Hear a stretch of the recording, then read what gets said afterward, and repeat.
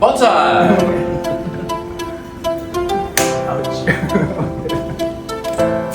Okay, let's start wiring this. Start wiring, baby.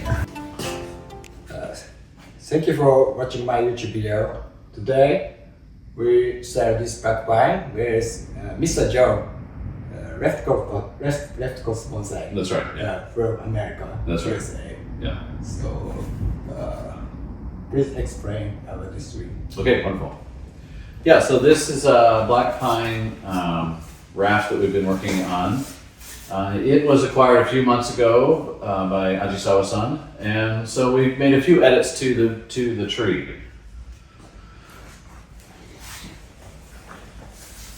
今日は動画を見てくださってありがとうございます。今日は Sorry. No, it's just relax. Okay. Keep going. Okay. この何ヶ月か前に入荷したイカブキ風の盆栽をジョンさんとアジサワさんが手入れしました。So the main thing we wanted to do on the tree is that it didn't have a really strong flow. So the crown was going one way and the flow was going another way. あまり最初はこの木は流れがどっち行ってるか分かりませんでした。上は右行ってて、下は左に行ってました。So the main thing that we did was we shortened the second tree because it was competing with the main tree, and we tipped the entire composition up to create a stronger left flow and to give the main tree a little more dominance. この2番目に強い幹を短くして上の頭を左流れにして全体の木の調整をしました。The other initial thing that we did was we turned the composition over so slightly because in the original composition the back trees were lost or crossing the composition, and we wanted them to be seen really well through the composition. 少し後ろ枝のも見えるために正面を移動しました。So you'll be able to see the original composition on Instagram, but so this is the current arrangement that we've made after working for. 手入れ前の写真もご覧になれます。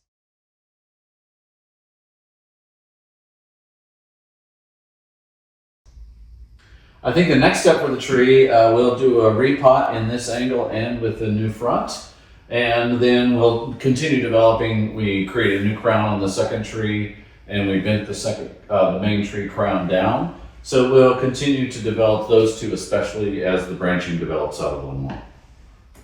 次のステップとしては、新しい正面で植え替えをして、その後頭を結構調整したので、そこをもう少し管理しながらやっていこうと思っています。One thing that really makes a big difference when you're working on a tree, especially a pine, is that we want to make sure that each individual bud has its own light, and that in order to really make it look sharp for a show or a photo, we want the buds to all point the same direction. So in a pad, we want the buds to all be in a similar direction so that they don't look confused. スタイリングをしているときに気をつけたポイントは、目の位置やその風通り、日当たりなどが、木の成長もこれから作をよくできるようにしました。So we probably spent 2 hours wiring the tree yesterday, and then we probably spent another 2 hours today just making small detail changes to really improve the look of the tree. And that's what's going to make a tree go from a good tree to a really nice looking tree. For example, this bud is pointing more up than these buds, and so just making a slight change to bring those buds all into line. The pads are nice and clean, the needles are cleaned off underneath. In doing that across the entire tree really makes it have a nice look for a show or for a photo. 昨日の夜みんなで頑張って針金かけて、今日またスタイリングを続けて、いい木からもっといい木にしたんですけど、もう本当に細かい調整とかももっと目の位置とか調整して、もっとよくできると思います。And so really that gives it, not only the horticulture part of it where the tree has its own light and can grow, but really gives it a sense of being an older tree, not as much a younger tree that's kind of growing wild, but an older tree that's really slowed down. And those are the details that we really are looking for when we're looking for a refined tree that's ready to move on to the next steps of refinement. 暴れてる若い木じゃなくて、落ち着いた古い木の印象を持たせるために、いろんなスタイリングをしました。Yeah, so I think that kind of sums up the work we've done and the future that we're looking for. This tree probably has another 5 years of decandling and development before it's ready to be presented, but it's not too far away from being a really nice composition. あと5年ぐらい管理したら、仕上がりに近くなるかなと思ってて、その時はもう本当にさらにいい木になると思います。Okay, thank you so much for watching and for Ajisawa for having us in the yard. It's been a lot of fun. 見てくれてる皆さんも感謝ですし、アジサワさんとジョンさんも、みんなでやらせてくれてありがとうございます。Thank you so much. Yeah. Yeah, it will be great video. Yeah, good. So maybe it's good time for interview. Okay, yeah, sure. Yeah.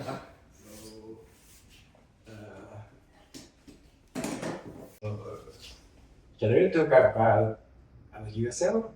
Yeah, sure. Yeah, but I can't sit higher than you, so I have to sit lower. Well, here, good. This is good, a student chair. Oh. No, that's higher. You sit here.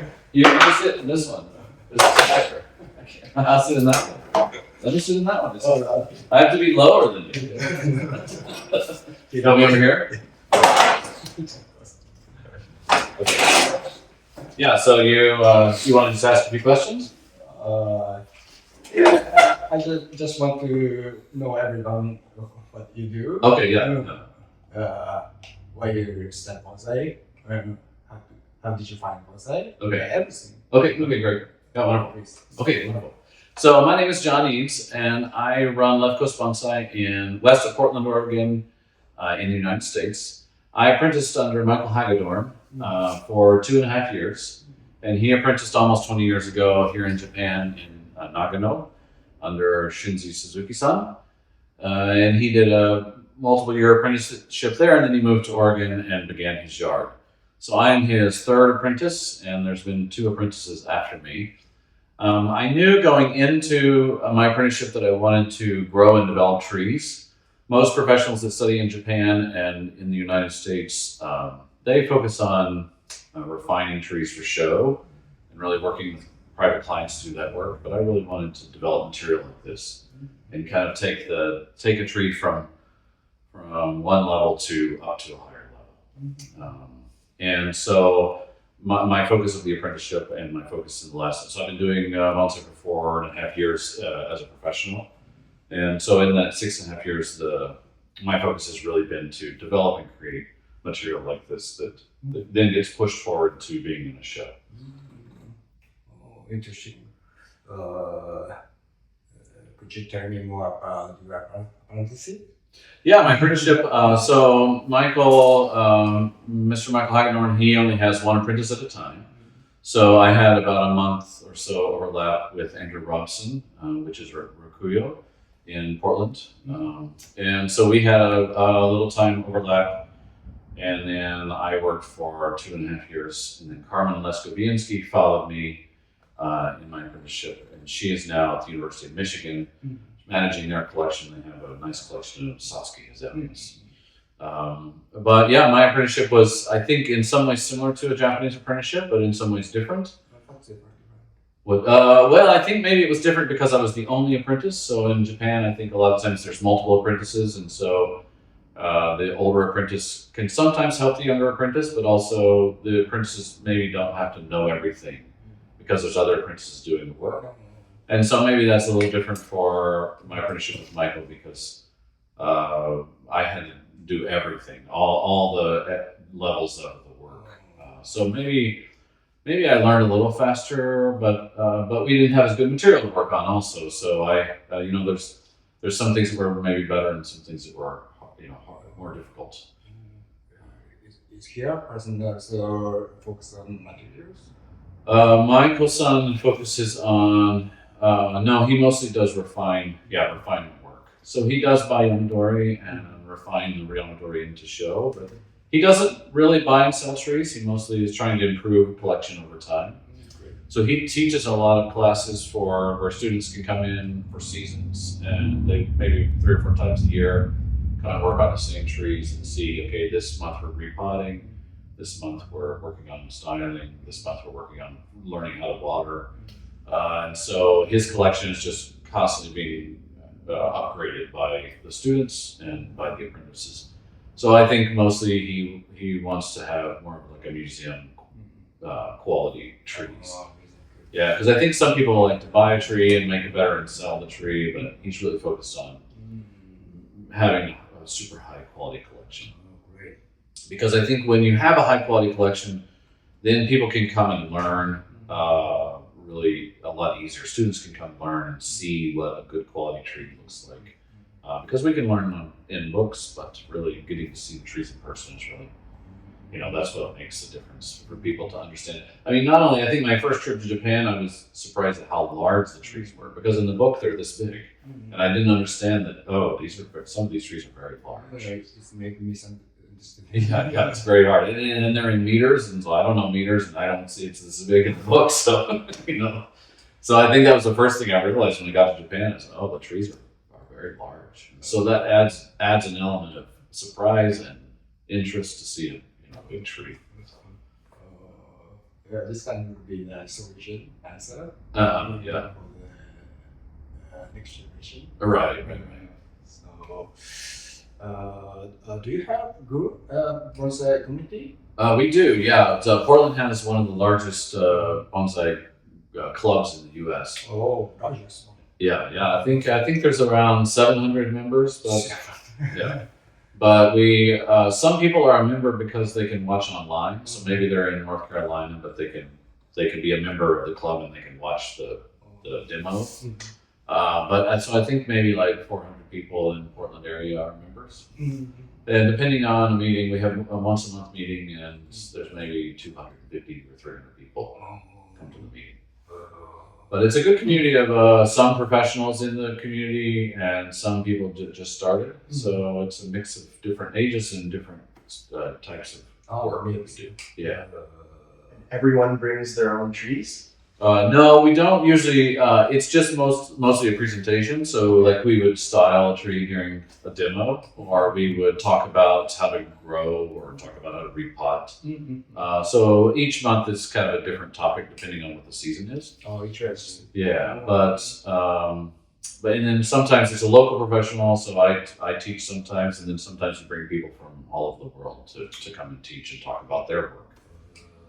And then usually we have people selling trees and supplies, and sometimes we have a small tokonome show, just a few trees to show off, usually. So yeah, it's a great lively environment. It's 3 hours in the evening. Yeah, it's a lot of fun. But we also do a beginner course. So if you're new, you can kind of join the beginner course. And right now we're doing shohin. So how to grow shohin, and we're starting with just 1-year-old seed trees, and how to start. And so the hope with that is that for the next generation, we're building shohin for the next generation. And we've had about 50 people every time, and each person maybe has 5 trees. So 200 trees every month. Hopefully, we're starting those trees for the next generation to people to have good trees. Yeah. So maybe they won't be good for 50 years, but maybe our children and grandchildren will have good trees. And that's really my focus too, is just wanting to, we don't have a good growing environment in the U.S., not a whole lot of growers. And so I really want to try to create good material for the next generation. So what is the key of creation? I think one thing that we've suffered from in the United States with creation is people want to create a lot of material and don't focus on creating good material. And part of that is that we don't have enough material, so it's there's a lot of demand and not very much supply. And so people tend to grow a lot of material to try to fill the demand. But I really, my focus is really trying to create high quality material. So a lot smaller volume, a lot fewer numbers, but really trying to focus on every tree and not just grow a bunch of trees quick. So yeah, you can call pot trees bonsai for everything. Uh-huh. But it's something not really. Yeah. What is definition as bonsai? Yeah. Yeah, it's interesting because we call something in America pre-bonsai, like pre getting ready to be a bonsai. But some people sell a 1-year-old trident with straight, no work. This is a pre-bonsai. Well, okay, anything, a seed is a pre-bonsai. But this is, so for me, I think it only becomes a pre-bonsai if I give attention to it, if I work on the roots and make a good Nabari root spread, if I give a movement to the trunk. So then, I sell seedlings, but I don't call it a pre-bonsai until I put some intention into it and really try to create, something.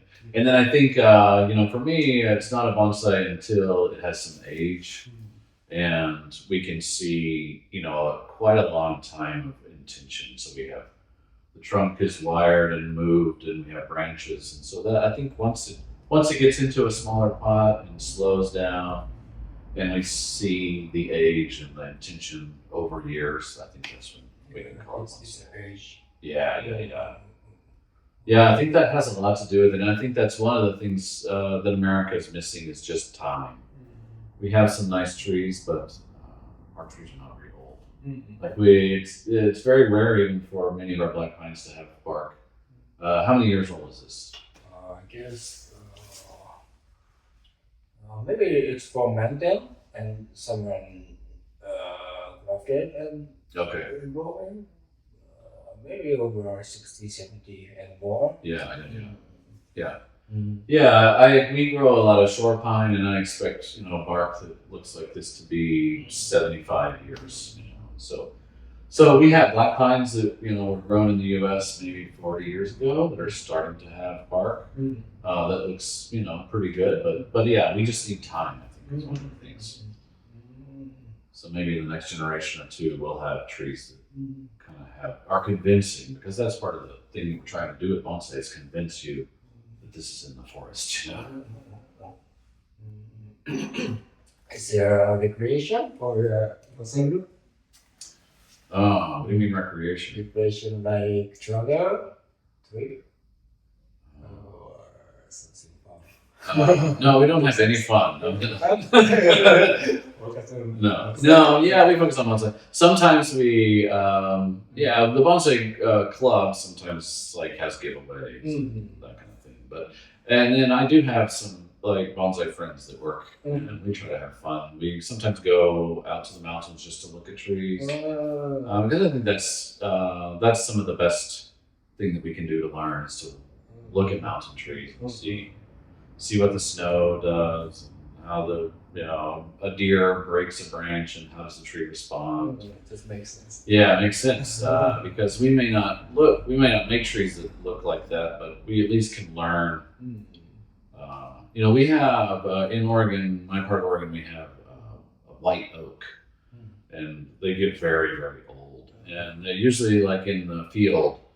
So we have the people will grow crops, but they'll leave one big oak in the middle of the field. And so you get a nice silhouette to see the crazy lines. And when I'm teaching at my yard, I always pull people out and we go look at the oak, the 250-year-old oak, and see how the branch lays down and then lifts back up, or just kind of talk about that. So I think it's very important that it's very important to study good trees at bonsai. But it's also really important to go out and just see what the world is doing. Because you remain nature. Yeah, really have that connection. I think I think this, I think bonsai in some ways helps us to maintain a connection to nature. And yeah, we can kind of sometimes get into our head, and it just becomes like a little bit plastic. Like, okay, you look at a tree and you make a tree like that, and then you make a tree like that, and you make a tree, and then all of a sudden it doesn't connect back to. Yeah, this is kind of man-made, not completely creature. Yeah. Because fun. Right. So, what is the point to enjoy bonsai?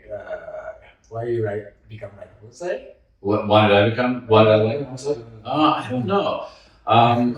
Someone gave me so maybe 8 years ago. Someone gave me a pass to the Japan. We have a really nice Japanese garden in Portland, and they gave me a ticket to go.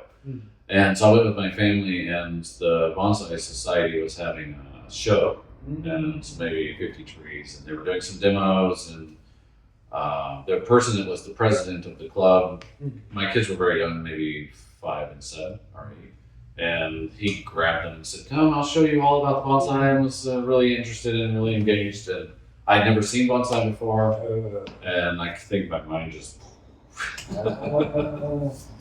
And so he said, "Come join the club," and I said, "Okay, sure." And then I went, and now I'm crazy. I think. Bonsai made moved you. Yeah, it moved me. Yeah, very much. Oh, yeah, it's such a power. Yeah, it's very powerful. I think for a lot of people, I think it's.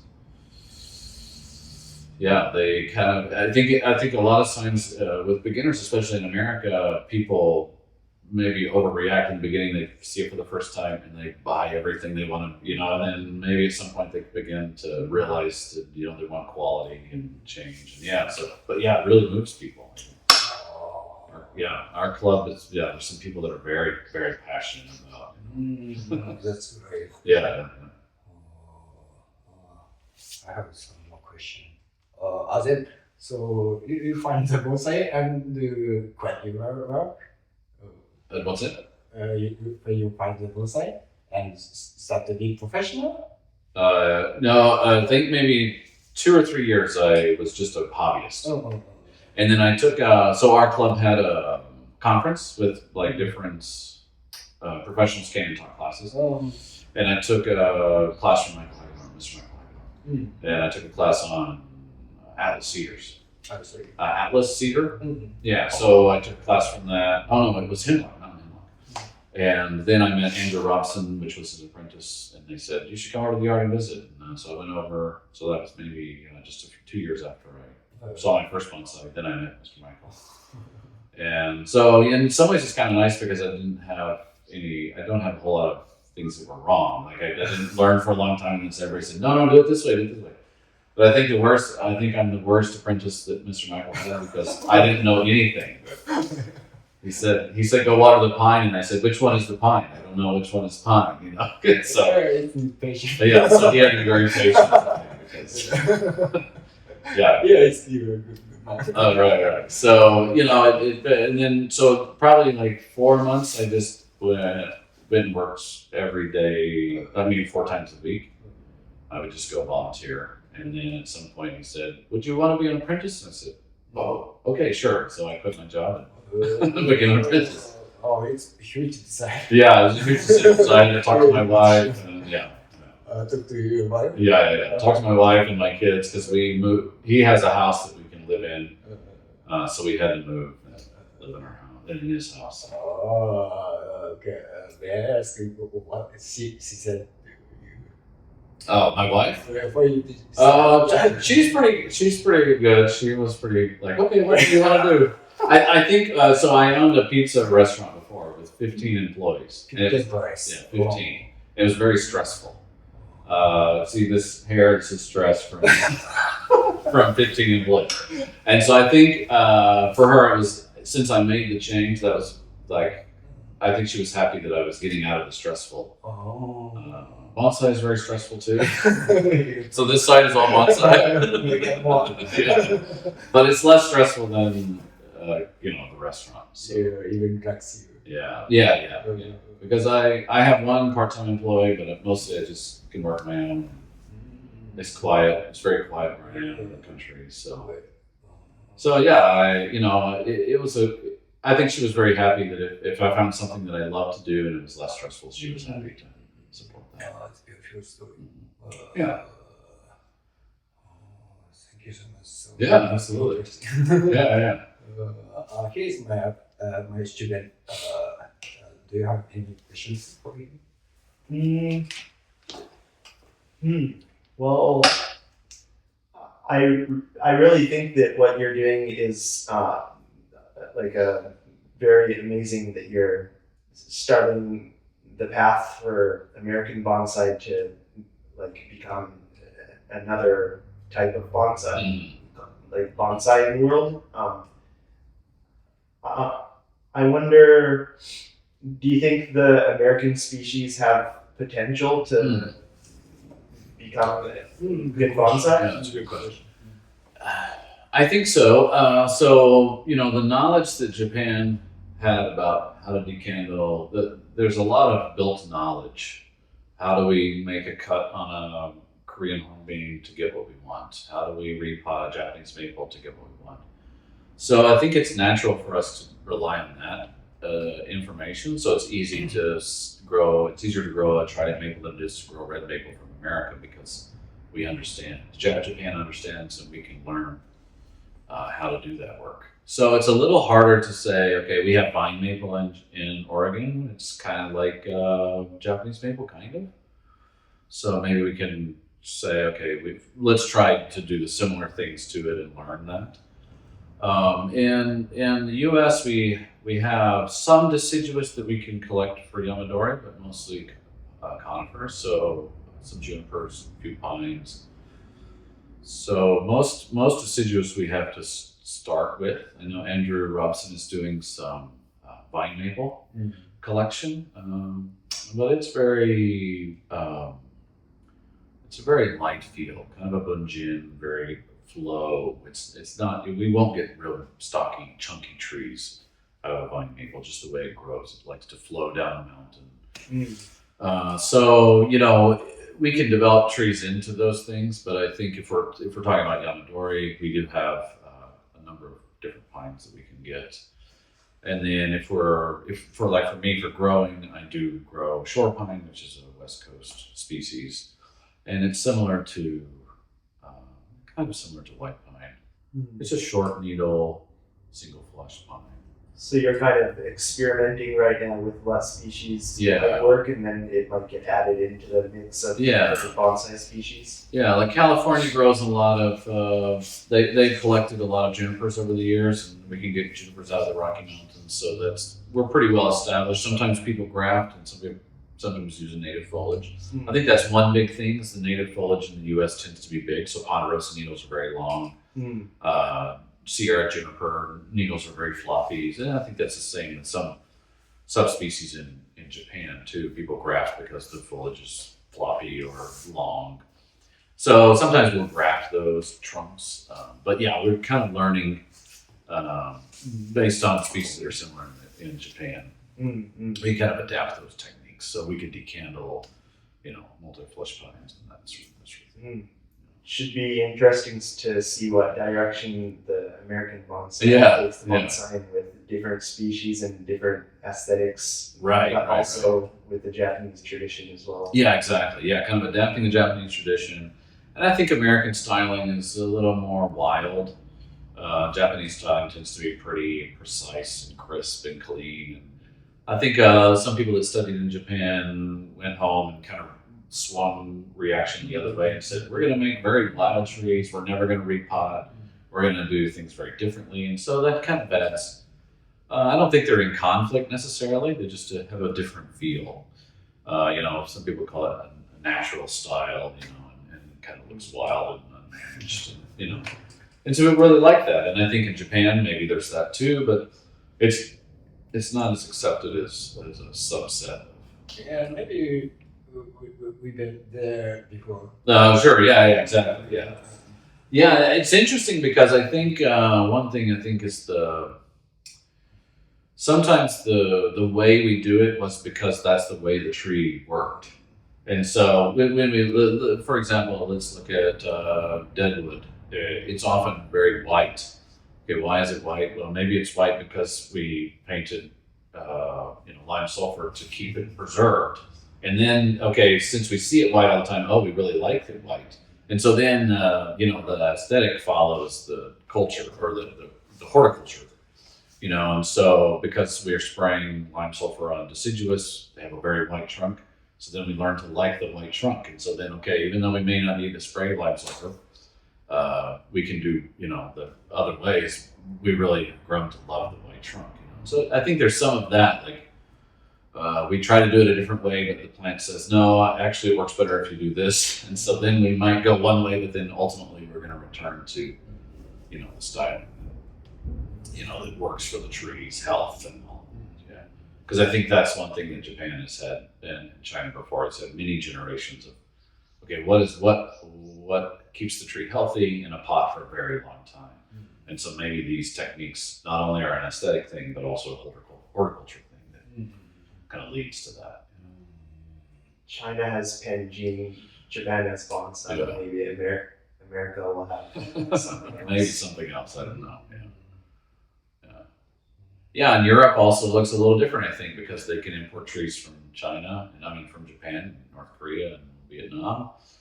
So I think their feeling is a little bit different, And so, the vibe, as it were, is a little bit different between the different countries, depending on what people can get access to, and what they feel, what they can see in their own nature, and how they're creating trees based on that. So yeah, it's interesting to see. That is culture. Yeah. People adjust the picture for themselves. Right. Sometimes shopping. Uh-huh. And improve it. That's the culture. Yeah. So, any question? I think it was really interesting to hear you talk about Okay. American bonsai. Yeah. Fun. Yeah. Great. Well, I really appreciate y'all having me in the yard and sweeping up after me, taking care of me so well. Happy to do it. Yeah. Well, thank you so much. Okay, yeah, absolutely. Very impressed. Good. Thank you. Thank you so much. So, thank you for my YouTube video. I'm gonna make more bonsai video. So please put good button and subscribe me. Thank you. Thank you so Thank you. much. Goodbye. Thank you.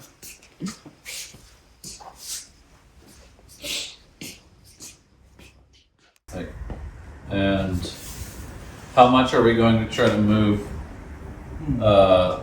We're not wiring to bend that, but we might want to wire strong enough to bend here.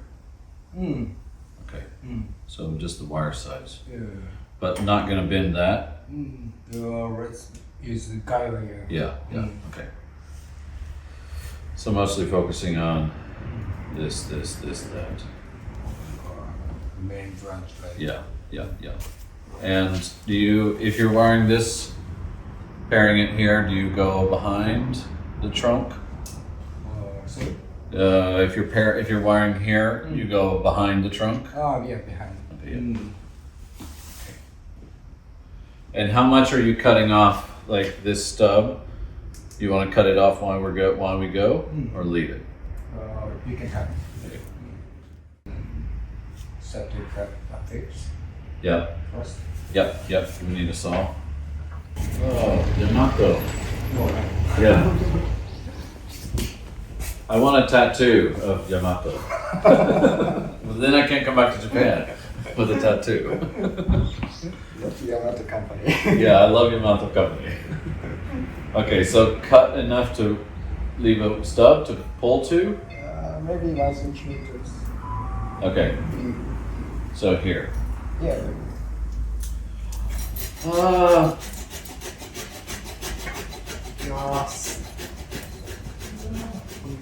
Your screen. Is this time lapse? Doing a time lapse? Timeless? What? No. Just photo. Oh, 50 years. Cut it off. So much better. So much better. Next step. find the Okay. branches. Yeah, yeah. And image the image downing branches and then find the necessary branches.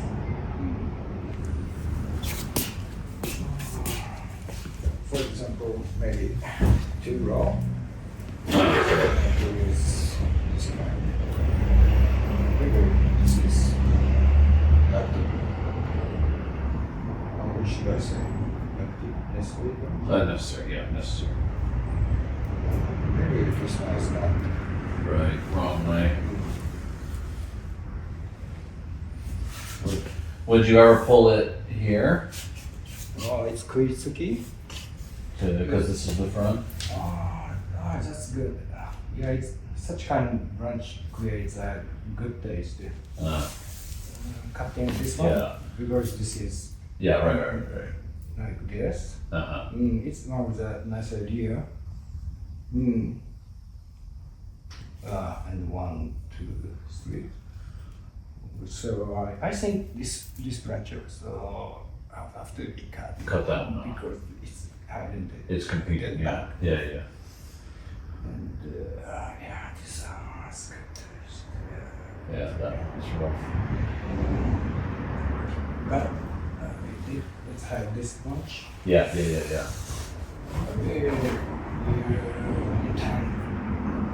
Bring it in here.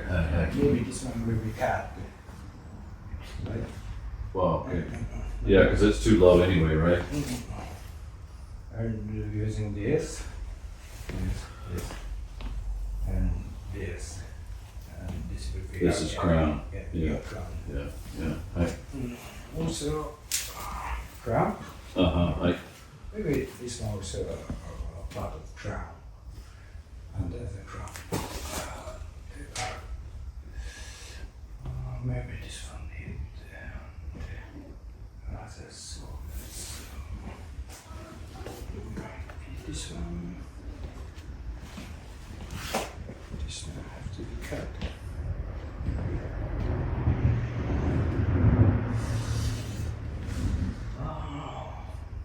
Maybe useful. So,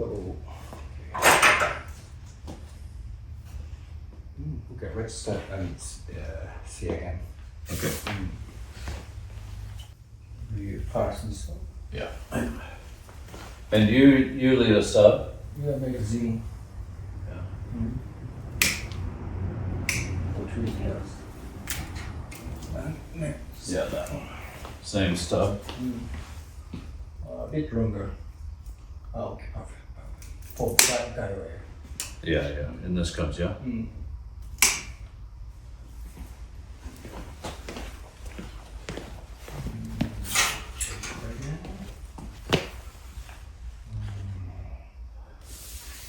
You can move back Back in there, yeah. right and down.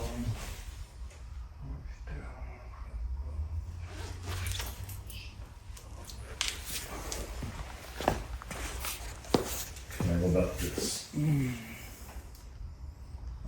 Yeah, you can cut it. Excuse me. Can you check by yourself? Okay.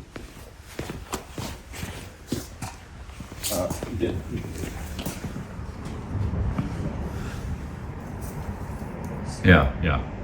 How do you say? Yeah, I think that goes because it competes with the back tree, so I think so. Okay. Yeah. Hi. Yeah, I like it, but it plays too much with the line here. Yeah, exactly. Yeah. Okay, sorry, baby. Ouch. Yeah. Same. We do the same thing in America. Ow. Ow. Okay. Oh, maybe good enough. Okay. What about back branches? Lower branches?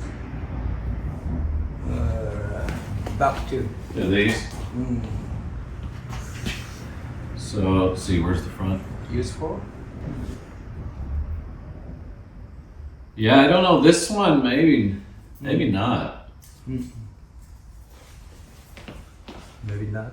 It's so long. Yeah, exactly. Not. No, okay, cut.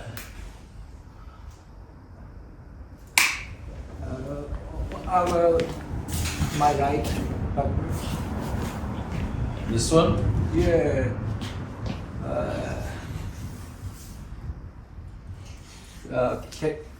Can you be here? Yeah, yeah.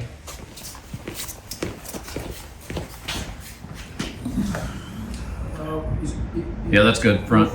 Uh huh. Ah, interesting. Yeah. Makes sense. Yeah. So, So guy wire. possible to use this brush. You feel? Oh, to lose it.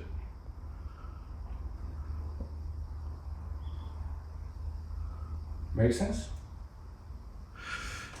Yeah, but then it crosses the front tree. This one. Uh huh. Well, what if I cut this?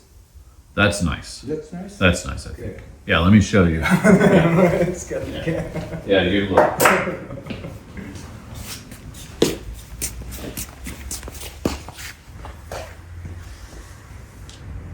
Okay, cut. Bonsai! Ouch. Okay, let's start wiring this. Start wiring, baby.